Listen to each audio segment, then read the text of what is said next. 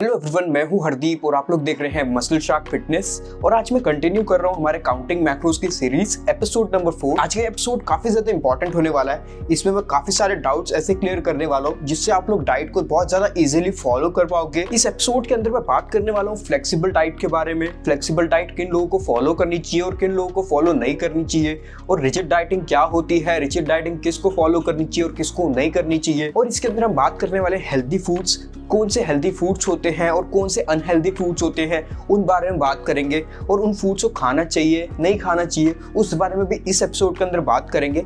इसकी वजह से आप लोग को ये पता चल जाएगा कि हाँ, आपको ये चीज़ें खानी चाहिए और ये चीज़ें नहीं खानी चाहिए, और क्या क्या चीज़ें खानी चाहिए और कितनी क्वांटिटी में खानी चाहिए, आप लोग को वो इन्फॉर्मेशन मिल जाएगी। बहुत से लोग डाइट का वर्ड सुनते ही काफ़ी ज़्यादा डरते हैं। डाइट का वर्ड सुनते उनको लगता है कि कुछ लिमिटेड खाना मिलेगा, बस उन्हीं चीज़ों को खाना होगा और वही डाइट होती है। लेकिन ऐसा नहीं है। आप लोग अपनी डाइट के अंदर कुछ भी डाल सकते हैं। यहाँ तक कि मैं बात करूँ तो आप पिज्जा बर्गर भी खा सकते हैं। उससे आपका गोल फैट लॉस हो या फिर मसल गेन हो, दोनों में कुछ भी गोल होगा आप वो अचीव कर सकते हो। अब आप लोग ये सोच रहे होंगे कि ये चीज़ तो पॉसिबल नहीं है, हम लोग कुछ भी खाएं और उससे हम लोग वेट लॉस कर सकते हैं या फिर फैट लॉस, जो भी हमारा गोल है, एंड गोल है, उसको अचीव कर सकते हैं। लेकिन ऐसा नहीं है। आप लोग उसको अचीव कर सकोगे, आप लोग कुछ भी खा सकते हो। इसी बारे में इस वीडियो के अंदर बात करेंगे। अब अगर आप लोग इस एपिसोड के अंदर डायरेक्ट आए एपिसोड नंबर 4 पे, तो मैं आपको ये रिकमेंड करूंगा कि एपिसोड नंबर 1, 2 और 3 को अच्छे से देख लें, उसको अच्छे से समझ लें।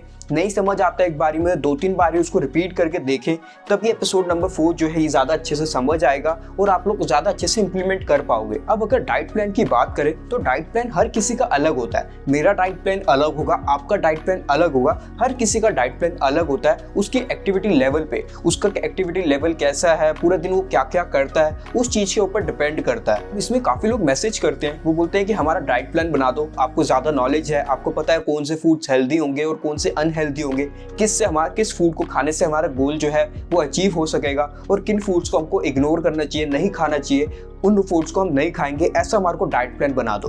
तो लोगों को यही लगता है कि एक डाइट प्लान ही है, उसी को फॉलो करके ही वो अपने गोल्स को अचीव कर सकते हैं। लेकिन ऐसा नहीं है। आप एक डाइट प्लान को बनाने के बाद उससे गोल को अचीव नहीं कर सकते।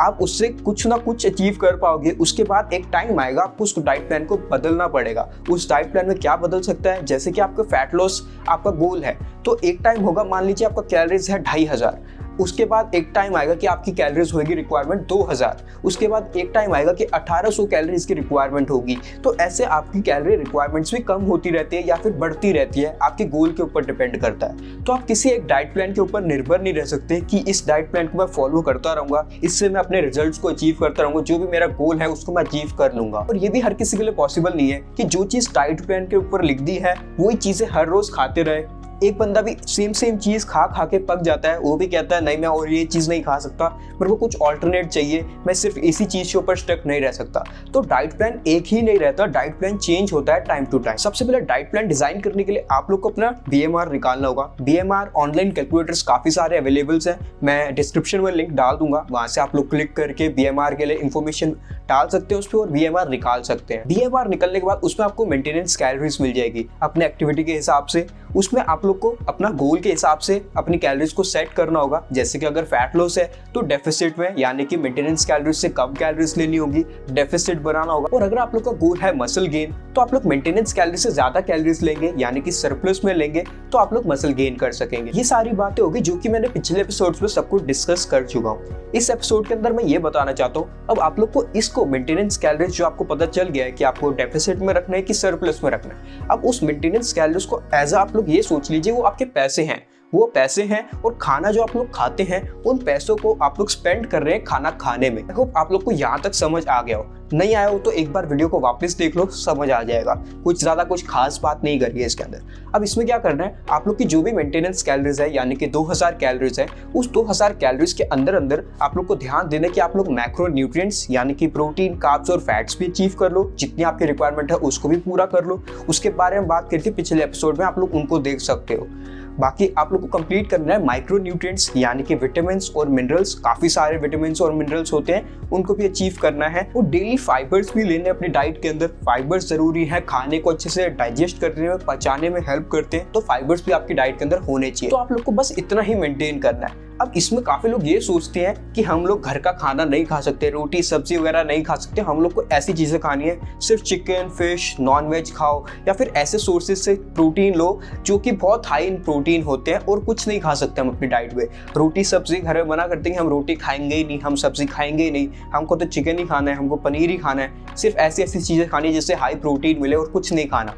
ऐसा नहीं है। और कुछ लोग तो ऐसे भी हैं, वो बाहर का सोचते हैं कि बाहर का तो खाना ही नहीं है, तो वो भी नहीं है। बाहर के खाने से मतलब है मेरा कि आप लोग पिज्ज़ा बर्गर वगैरह कभी मन कर गया खाने का, आप लोग को मन है कि बाहर से कुछ खा ले, या फिर रात को आइसक्रीम खाने का काफ़ी लोग का मन होता है, वो चीज़ खा लें, तो लोग सोचते हैं कि नहीं ये चीज़ खा लेंगे तो हम लोग का जो भी गोल है उसको अचीव नहीं कर सकते।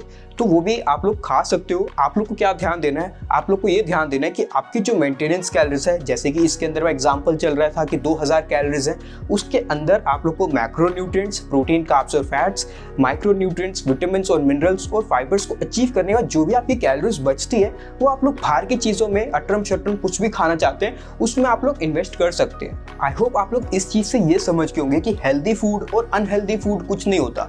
आप लोग सोचते होंगे कि हेल्दी फूड है या फिर ये अनहेल्दी फूड है, आपकी बॉडी ये नहीं सोचती।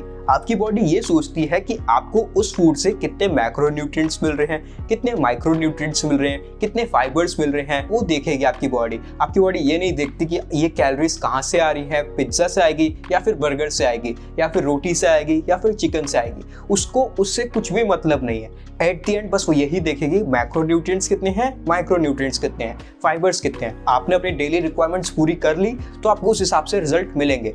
अगर पूरी रिक्वायरमेंट्स नहीं करोगे, कितने आपकी प्रोटीन रिक्वायरमेंट्स कितनी है उसको अचीव नहीं करोगे तो आपके गोल्स अचीव नहीं होंगे। अब बात करते हैं रिजिड डाइटिंग के बारे में और फ्लेक्सिबल डाइटिंग के बारे में।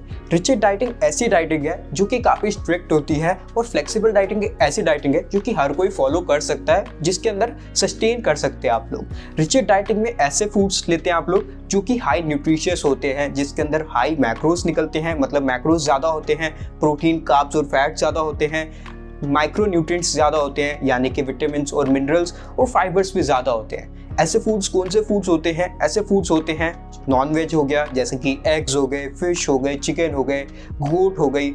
आप लोग इसके अंदर आपको मैक्रोन्यूट्रिएंट्स भी ज़्यादा मिलेंगे, आप लोग को माइक्रोन्यूट्रिएंट्स भी ज़्यादा मिलेंगे, फाइबर्स वेजीज के अंदर ज़्यादा मिल जाएगी। वही फ्लेक्सिबल डाइटिंग के अंदर आप लोग हाई न्यूट्रिशियस फूड्स भी रख सकते हैं और लेस न्यूट्रिशियस फूड्स भी रख सकते हैं। हाई न्यूट्रिशियस फूड्स कौन से हैं? जिसके अंदर माइक्रोन्यूट्रिएंट्स, मैक्रोन्यूट्रिएंट्स और फाइबर्स ज़्यादा है। ऐसे 80% तक, 70-80% तक आप लोग उसकी डाइट फॉलो कर सकते हैं। बचे हुए 20-30% आप लोग लेस न्यूट्रिशियस फूड से भी अपनी कैलोरीज को पूरा कर सकते हैं, यानी कि ऐसे फूड्स जिसके अंदर मैक्रोन्यूट्रिएंट्स, माइक्रोन्यूट्रिएंट्स और फाइबर्स कम है।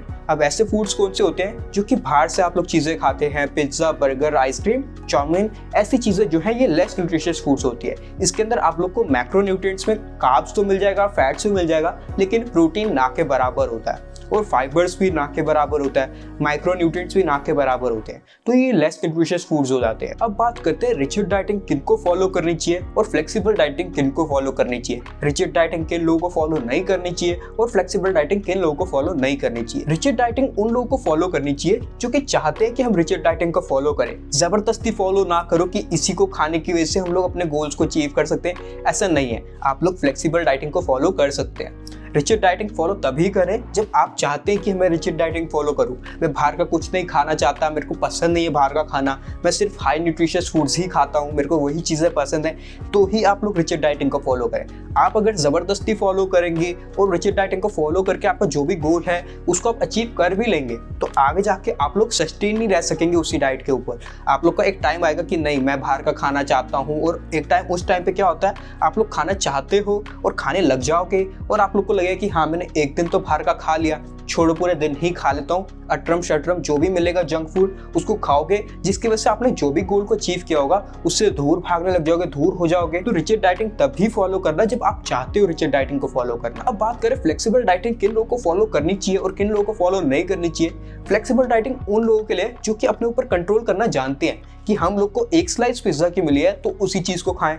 कुछ खाने की आप लोग के ऊपर क्वांटिटी, हाँ इतनी ही क्वांटिटी खानी है, उतने पे आप लोग रह सकें। आप लोग को ऐसा नहीं है कि मेरे को एक पिज्जा की स्लाइस नहीं, मेरे को पूरा पिज्जा खाना है, तो फ्लेक्सिबल डाइटिंग आपके लिए नहीं है। अगर आप लोग के ऊपर कंट्रोल नहीं है, एट द एंड आप क्या करेंगे, पूरे पिज्जा खाने लग जाएंगे, तो जितनी आपकी कैलोरीज की रिक्वायरमेंट्स है उससे एक्सीड कर जाओगे, तो आपका जो भी गोल होगा उसको अचीव नहीं कर पाओगे।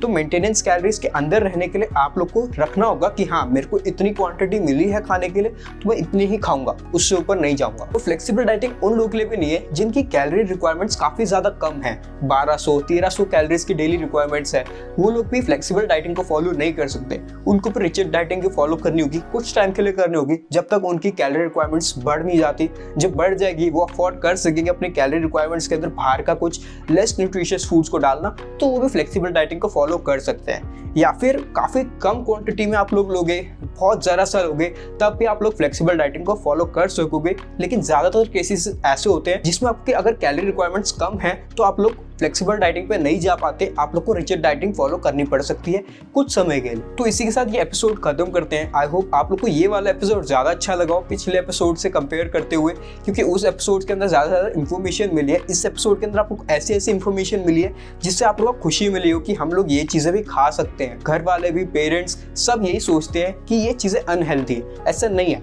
आप लोग उसको कितना खा रहे हो, वो आपकी बॉडी पे कैसा असर करेगी, वो चीज अनहेल्दी हेल्दी नहीं देखी जाती। उसको आपकी बॉडी ऐसे ही देखेगी कि मैक्रो न्यूट्रिएंट्स कितने मिल रहे हैं, माइक्रो न्यूट्रिएंट्स कितने मिल रहे हैं और फाइबर्स कितने मिल रहे हैं, उसको ही आप लोग को देखना है। तो चलिए अब सीधा मिलेंगे एपिसोड नंबर 5 पे। उस एपिसोड को भी पूरा देखना। उस एपिसोड के अंदर भी काफी ज्यादा मैं ऐसी ऐसी बातें करने वाला हूँ जिससे आपको डाइट इजी लगने लग जाएगी। तो उस एपिसोड को भी पूरा देखना। और अगर ये वीडियो को यहाँ तक देख रहे हो तो लाइक जरूर कर जाना, और अगर चैनल पे नए हो तो सब्सक्राइब कर देना और बेल आइकन दबा देना, ताकि आगे जाके मैं अपने नए वीडियोस डालूंगा तो उसका आपको नोटिफिकेशन